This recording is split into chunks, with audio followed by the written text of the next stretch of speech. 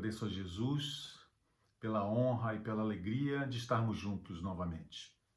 E hoje, para falarmos de organização interior. Estamos passando por um momento de profunda transformação no nosso planeta. Isso todos sabemos. Mas o que muitas vezes esquecemos é que essa transformação não se dará como um passe de mágica.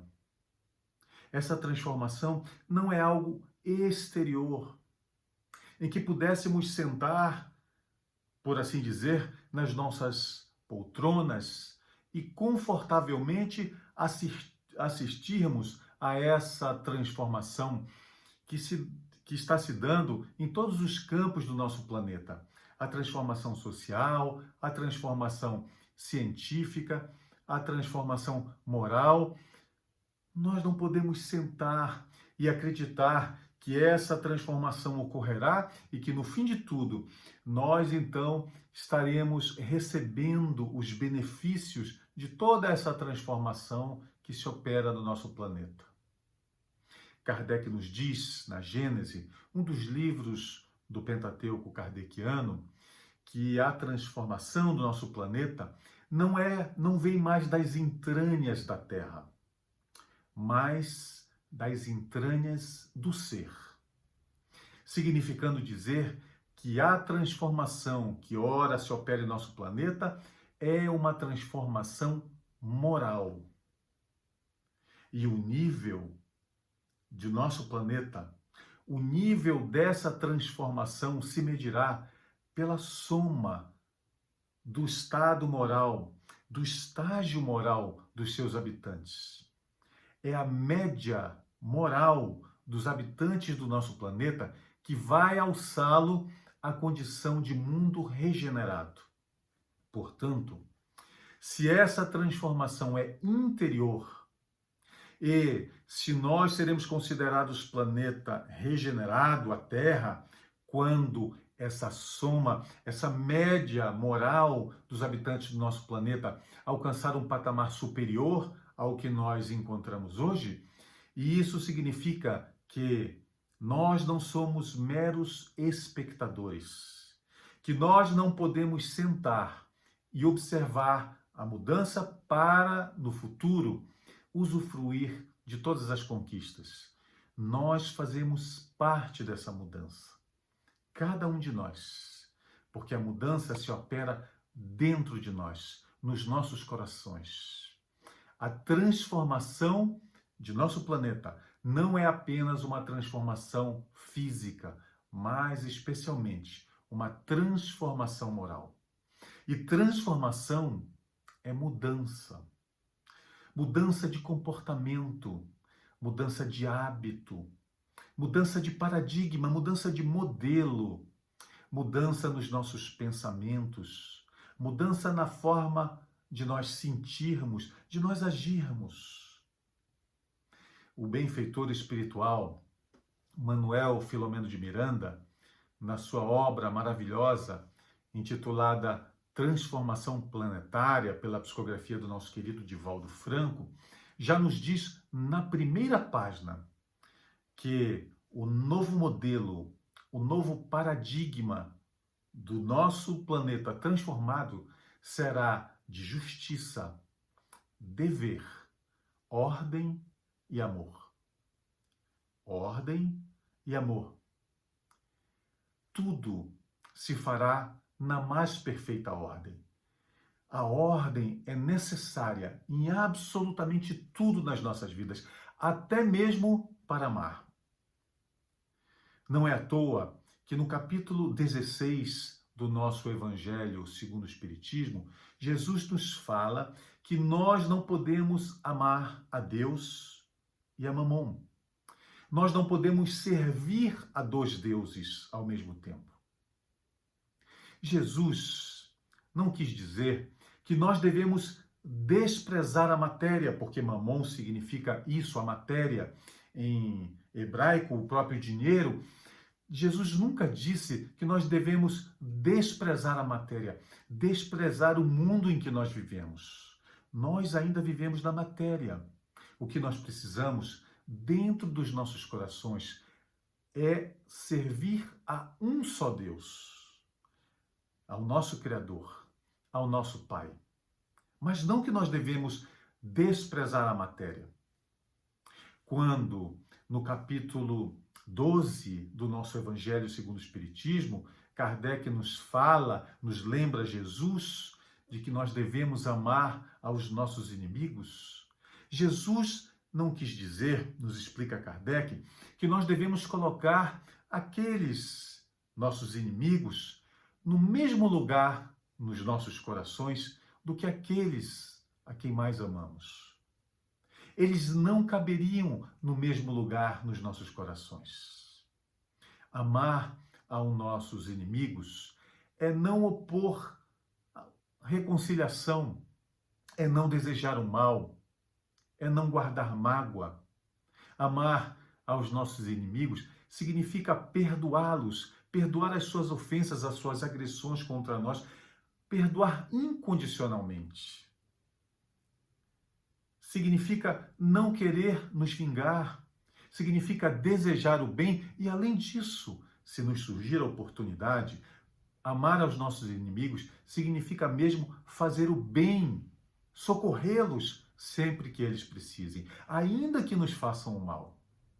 Mas não significaria a fala do Cristo, os ensinamentos de Jesus, de que nós deveríamos guardar no nosso coração, no mesmo lugar, aqueles que são os nossos inimigos, que nos fazem o mal, no mesmo lugar daqueles nossos amados que nos são mais caros aos nossos corações. Não é no mesmo lugar. Significa que nós devemos colocá-los em ordem, cada um no seu devido lugar, dentro dos nossos corações. Até mesmo os nossos sentimentos precisam ser organizados. As nossas emoções, os nossos pensamentos, a nossa vida espiritual, a nossa vida material também precisa ser organizada. Nós não podemos viver aqui na Terra apenas a vida espiritual, nem muito menos viver aqui na Terra apenas a vida material. Nós precisamos de organização em nossa vida espiritual, de organização em nossa vida material. A matéria precisa se espiritualizar e não o espírito se materializar. A matéria se espiritualizar no sentido em de que sirva a matéria de instrumento para o nosso progresso, de instrumento para a nossa evolução. Para isso é que serve a matéria. A matéria é o meio e não o fim. Portanto, nós precisamos da matéria. Nós ainda vivemos em um mundo material. Por isso, nós ainda precisamos da matéria. E não podemos, por isso, sabendo da importância de nos espiritualizarmos, nós não podemos desprezá-la. Espiritualizar-se jamais significará o desprezo pela matéria. Nós precisamos da matéria. A escola de espiritualização é justamente aqui na matéria. É aqui no mundo material. É aqui no mundo material que nós conquistaremos a vida eterna que nos foi prometida por Jesus. A vida imaterial. Portanto, nós precisamos da matéria. De forma alguma podemos desprezá-la. Por isso, a nossa vida espiritual precisa ser organizada tanto quanto a nossa vida material, pois que ela, a nossa vida material, é o meio para nós alcançarmos a nossa espiritualização. Portanto, nós precisamos dar atenção, olhar para a nossa vida material, que começa nos nossos lares. Os nossos lares, que são, por assim dizer, a célula máter da nossa sociedade. São os nossos lares, onde tudo começa, onde nós adquirimos os nossos valores, onde de onde nós sairemos organizados para a vida no mundo. Tudo começa nos nossos lares. E nesse momento que nós vivemos, de maior tempo nos nossos lares, de maior proximidade em função do confinamento, grandes conflitos estão se estabelecendo dentro dos nossos lares. Justamente pela diferença que existe entre os componentes, entre os membros de cada lar. Um é mais organizado que o outro. O outro liga menos importância à vida material, à organização em si dentro dos lares. Então, graves conflitos e até mesmo separações, rompimentos afetivos, lares desfeitos em função dessa convivência maior dentro dos nossos lares. Uns pensando apenas em si, querem levar a vida como se vivessem sozinhos. Mas nós não vivemos, muitas vezes, não vivemos sozinhos. Dividimos o nosso lar com outros, com os nossos amados. A minha filha, uma de minhas filhas, me dizia, alguns dias atrás, que um amigo dela, em conversa no trabalho, disse a ela que ele acreditava que a esposa dele pensava que ele seria um cometa. Um cometa porque todas as vezes que ele passava próximo a ela, ela fazia um pedido. Claro, um pedido de organização, um pedido de arrumação. E ele disse então, ela pensa que eu sou um cometa, todas as vezes que eu passo, ela me faz um pedido. Um outro amigo me disse que a esposa dele, um dia, parou em frente a ele, colocou as mãos na cintura, olhou para casa, olhou ao redor, algo como que desanimada, exausta, cansada, e perguntou a ele em tom de súplica: será que nós poderíamos manter pelo menos um só cômodo de nossa casa em ordem, organizado, arrumado? Só um.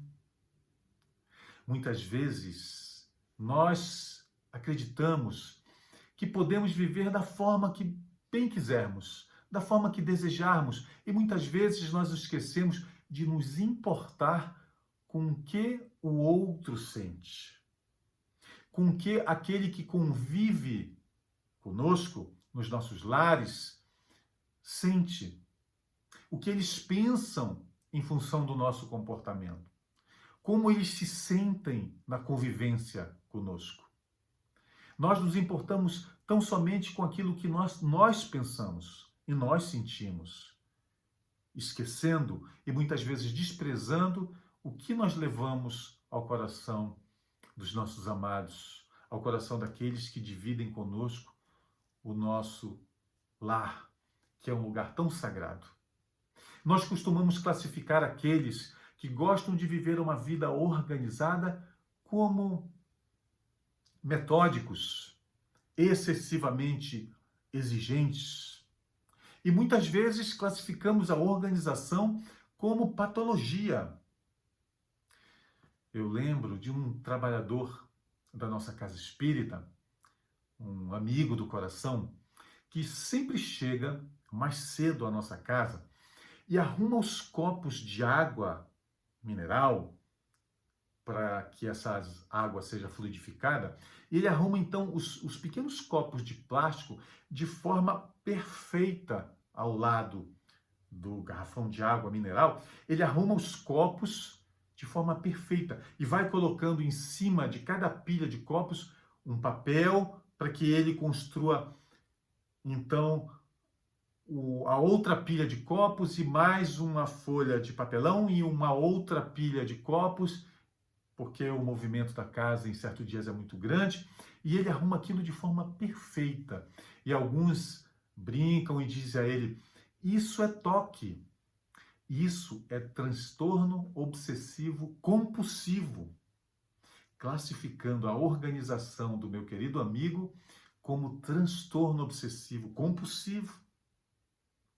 E eu sempre brinco e digo, não, gente, isso não é transtorno obsessivo compulsivo. Isso é terapia, terapia de organização consciente. Toque, no caso dele, é terapia de organização consciente. Porque quando nós nos tornamos conscientes da nossa necessidade de progresso, nós percebemos que nós precisamos, para o nosso progresso, de organização, inclusive de organização material. E só aqueles que conhecem a alegria de ser organizados, sabem que isso é uma verdadeira terapia, que a organização em si é uma verdadeira terapia nas nossas vidas. Nos faz bem, nos traz harmonia, nos traz bem-estar. Quando nós entramos nas nossas casas e vemos, desde a sala ou da cozinha ou da área de serviço, um ambiente de organização, nós imediatamente nos sentimos bem, nos sentimos acolhidos. Algumas pessoas arrumam a sua geladeira de forma a saber onde está cada alimento. Outras arrumam os seus guarda-roupas pela cor das roupas. E o guarda-roupa então se torna tão belo, tão organizado. Outros organizam pelo tipo de roupa. As gavetas, com os documentos, os papéis, de forma tão organizada que nós não precisemos passar pela angústia de procurar um documento em uma hora que seja necessário e que isso se transforme em um transtorno e que nós levemos para dentro dos nossos lares, pedindo a ajuda de todos, um ambiente de angústia, de apreensão, de desarmonia. Os nossos lares podem, devem e precisam ser lugares organizados. Essa organização dos nossos lares fala a nós mesmos, fala para nós mesmos de quem nós somos. E também fala para os outros quem nós somos. O nosso mundo exterior é o reflexo do nosso mundo interior. Eu lembro de muitos anos atrás, eu me recordo de que eu havia chegado de viagem, estava com muita saudade dos meus 3 filhos, e então os convidei para brincarmos. Era um final de semana, um sábado, se não me falha a memória, e nós então buscamos muitos brinquedos para brincarmos, enquanto a mãe arrumava, é claro, os homens são sempre bagunçadinhos, né? Quase sempre. E a mãe então, a esposa, dentro de casa arrumando, enquanto eu, junto com os 3, nós espalhamos muitos brinquedos pela sala. Mas ela sempre nos dizia, espalhem, brinquem com os brinquedos e que vocês estejam brincando. Para que vocês peguem um outro brinquedo, guardem antes aqueles que vocês não estejam usando. Assim nós manteremos um ambiente organizado, harmonioso. Mas, em função da grande saudade, querendo agradar aos filhos, eu trouxe todos os brinquedos de uma só vez. Quando, depois de espalhar todos os brinquedos pela sala, o interfone de nossa casa tocou. E ela vinha chegando na sala, passando para a cozinha, onde ficava o interfone, e ela já deu aquele olhar de mãe, de esposa, e já disse, quanta organização, hein? E passou para atender o telefone. E depois de uma breve conversa, ela disse, claro, ela pode subir. E nós, eu e os 3 filhos, olhamos assustados para ela. Subir? Ela quem? é uma amiga nossa. Lembra daquela nossa amiga? Pois é, ela viu um anúncio de um apartamento para vender aqui no nosso prédio, mas por ser final de semana, ela não conseguiu visitar. E ela gostaria de saber se ela poderia vir até o nosso apartamento, até a nossa casa, para que ela conhecesse como é o apartamento, para ver se atende às suas necessidades. E concluiu dizendo: vocês têm 35 segundos, que é o tempo que o elevador leva da portaria até o nosso andar. Vocês têm 35 segundos para que ela não saia daqui com uma má impressão de nós. E nós quatro nos entreolhamos. Meu Deus, 35 segundos é impossível. Vamos guardar aqueles brinquedos que nós não estamos utilizando e organizar aqueles outros que nós estamos brincando, porque guardá-los a todos seria impossível. E nós demoramos exatamente 40 segundos, em desespero, arrumando a bagunça que nós havíamos feito. Não por falta de aviso. Nunca sabemos quando essa organização vai nos trazer paz, vai nos trazer harmonia, vai nos fazer bem. Fazer bem ela nos faz sempre, mas nós não sabemos quando, muitas vezes, ela será tão necessária nas nossas vidas. E para que nós sejamos organizados, nós precisamos, antes de tudo, organizar o nosso tempo. O tempo nas nossas vidas é absolutamente sagrado. O tempo é necessário para que nós façamos qualquer coisa nas nossas vidas. O tempo. É o primeiro instrumento, é a primeira ferramenta de organização nas nossas vidas. Por isso, nós precisamos nos organizar no tempo. Nós, diante, deslumbrados que estamos com a tecnologia que nos chega e que nos possibilita, por exemplo, essa comunicação, mesmo que a presença física nossa ainda não seja possível, essa oportunidade que nós estamos tendo aqui mostra o quão abençoada é essa era em que nós estamos vivendo de ter essa oportunidade da eletrônica nas nossas vidas.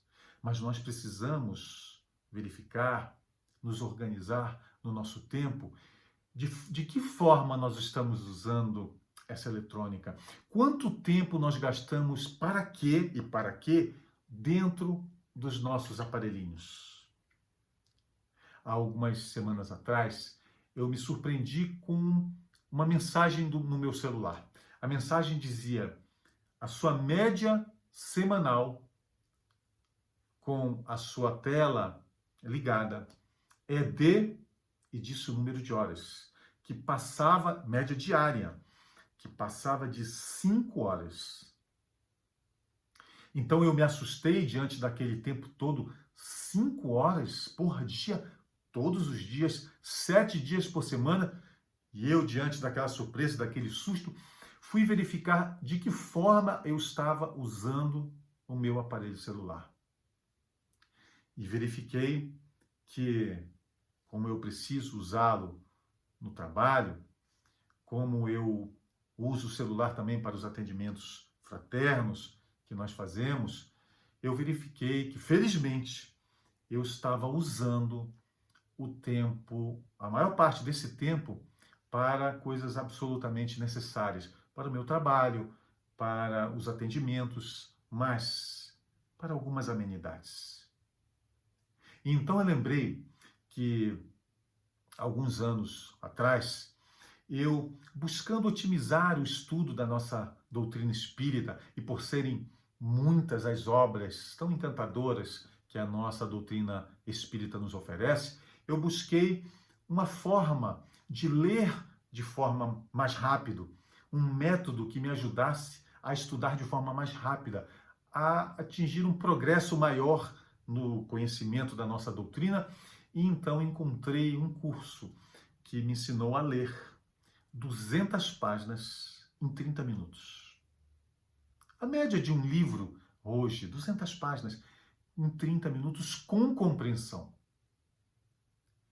E eu percebi que daquele tempo, mais de 5 horas de média diária na semana no celular, que eu estava passando um pouco do tempo em lazer, em amenidades, e fiz então essa conta. Se eu trocar meia hora desse meu tempo no celular e conseguir ler as 200 páginas, ou se eu trocar uma hora, ainda que não consigamos ler essas 200 páginas em meia hora, mas que consigamos com método, com organização, com aprendizado de novas formas de leitura, se eu conseguir ler, trocar esse tempo no celular, eu conseguir ler um livro por dia. Ainda que eu não leia 365 livros em um ano, que eu leia 200. Quanta diferença isso fará em minha vida? Por ter organizado o tempo. O tempo tão precioso nas nossas vidas, sem o qual nós nada fazemos.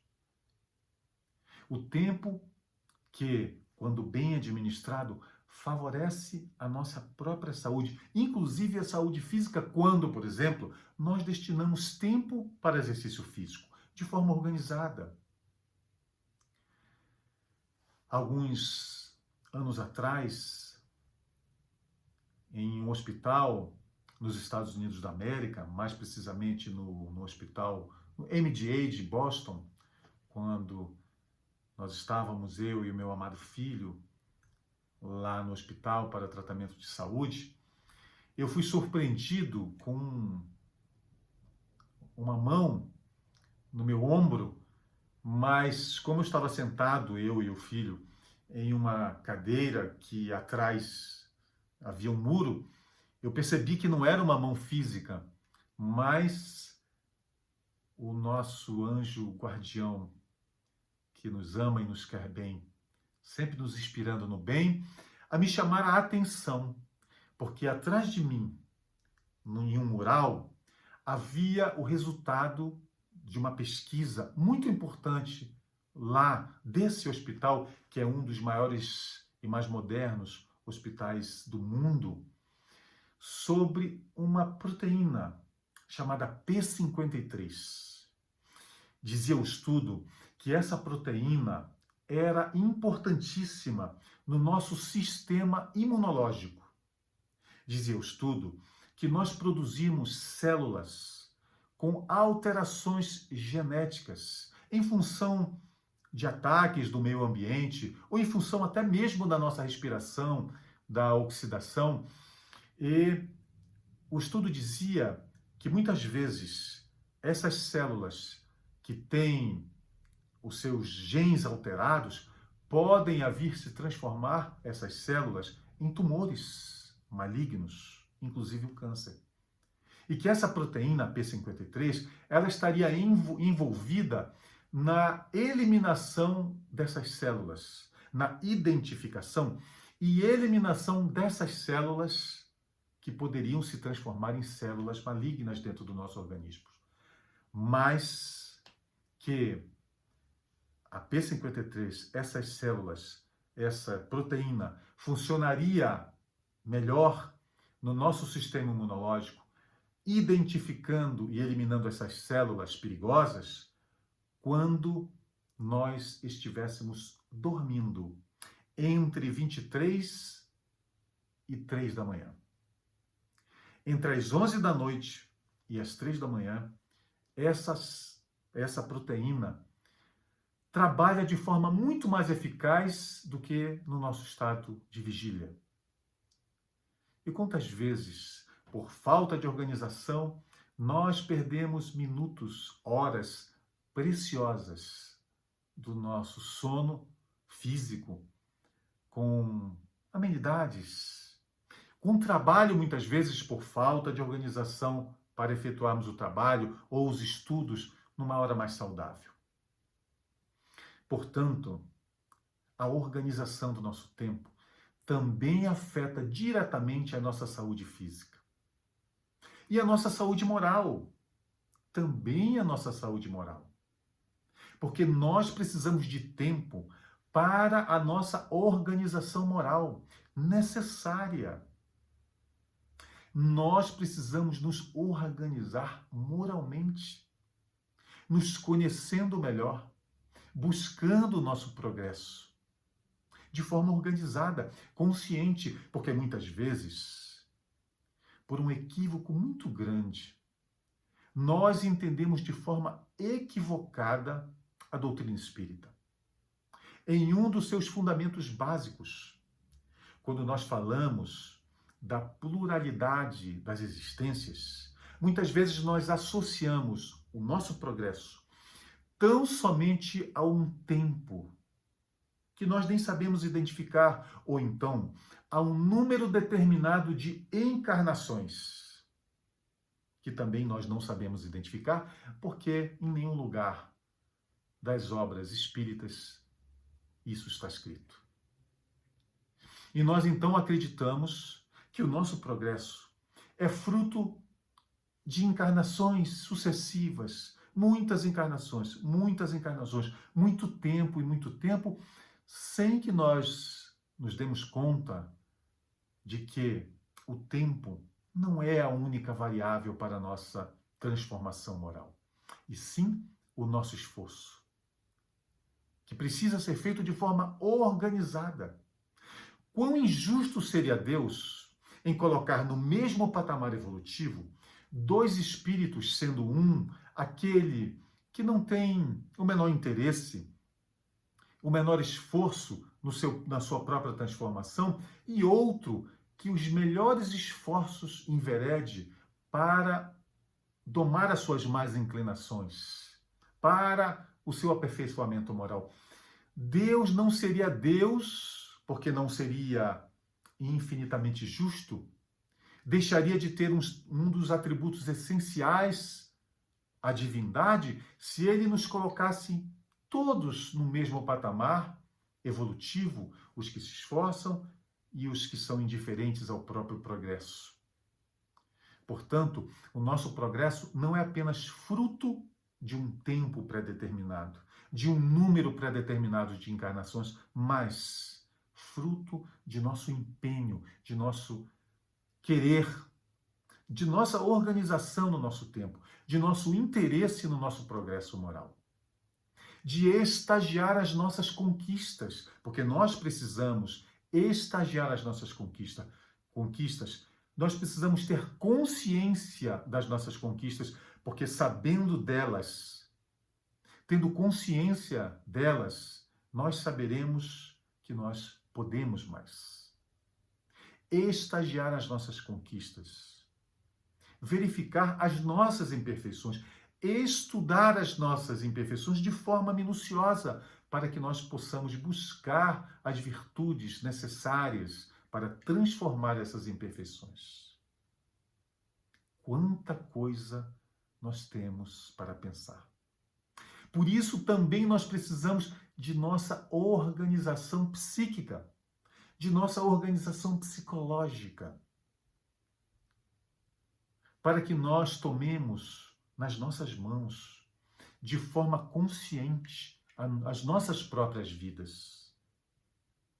Nós vivemos em intercâmbio incessante com os nossos irmãos, tanto do plano físico quanto do plano espiritual. E são mais de 100.000 os nossos pensamentos todos os dias. Com quem estamos nos sintonizando? Quais são os pensamentos que nós alimentamos nas nossas mentes? Quais são os pensamentos que nós escolhemos em nutrir na nossa vida cotidiana?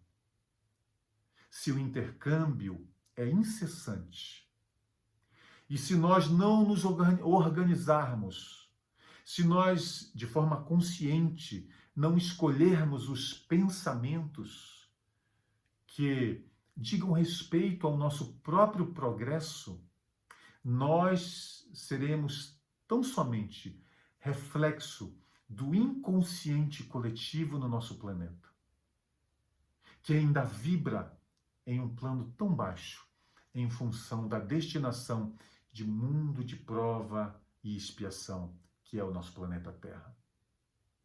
Portanto, nós precisamos organizar a nossa mente também, de forma consciente, verificando as nossas conquistas, reconhecendo e estagiando cada uma delas, como também as nossas necessidades evolutivas.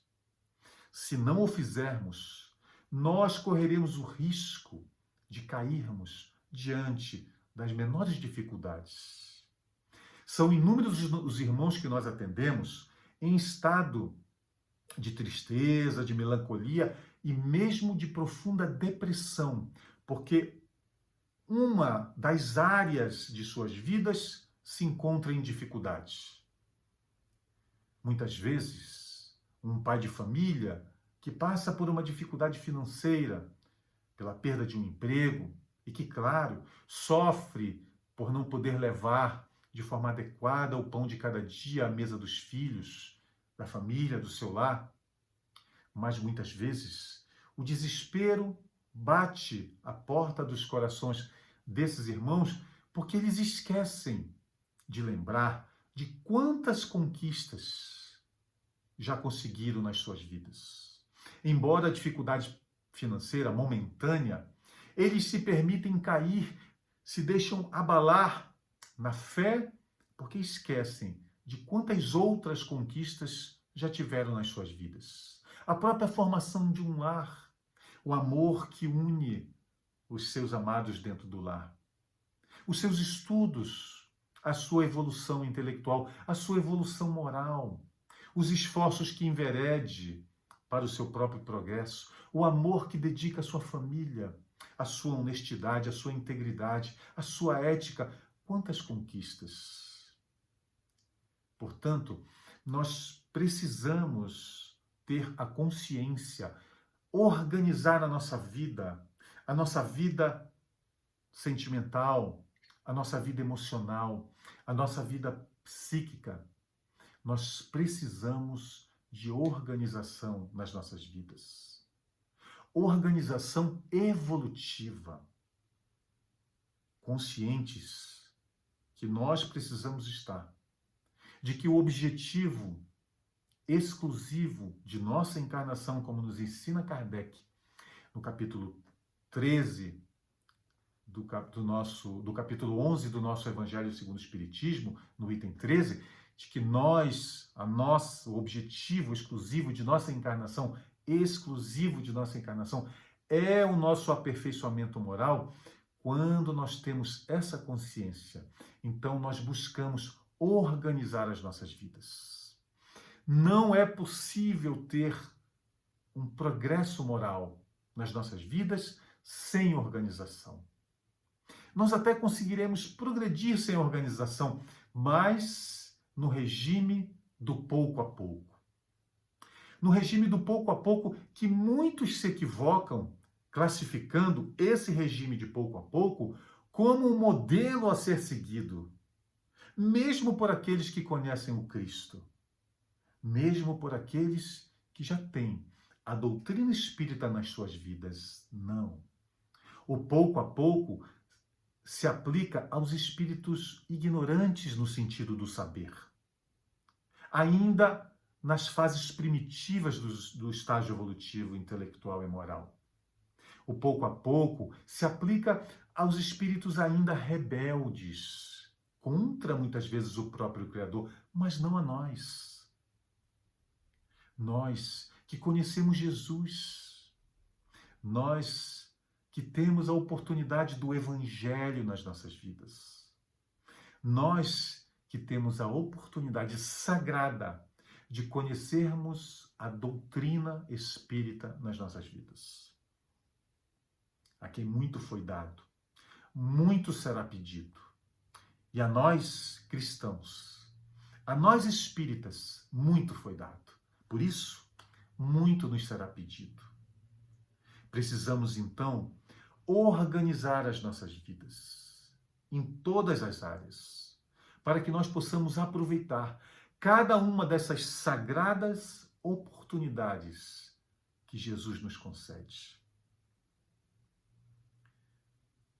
Nós precisamos utilizar do Evangelho no nosso estudo, na nossa vida cotidiana. Nós precisamos conhecer de forma organizada o Evangelho. Mas, acima de tudo, nós precisamos também, de forma organizada, vivenciar o Evangelho nas nossas vidas, a começar pelos nossos lares. A nossa vida exterior é o reflexo de nossa vida interior. Por isso, organizemos as nossas vidas.